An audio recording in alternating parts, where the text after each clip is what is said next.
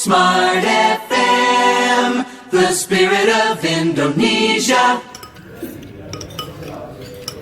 Gimana Pak rasanya makan siang didampingi para rekan media? Ya agak gelisah juga.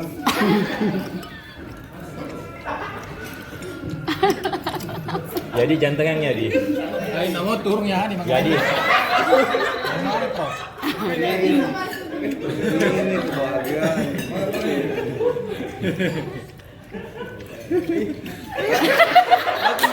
makan ya di. Ya di piring dengan mangkok dia gabung.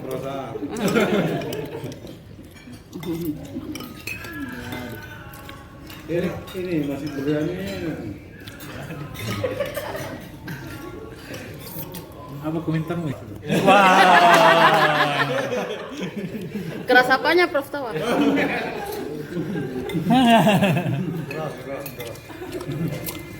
Tapi untungnya saya tidak baca. Jadi kalau ada berita bagus, baru saya baca. Kenapa? Tidak. Supaya hubungan kita tetap.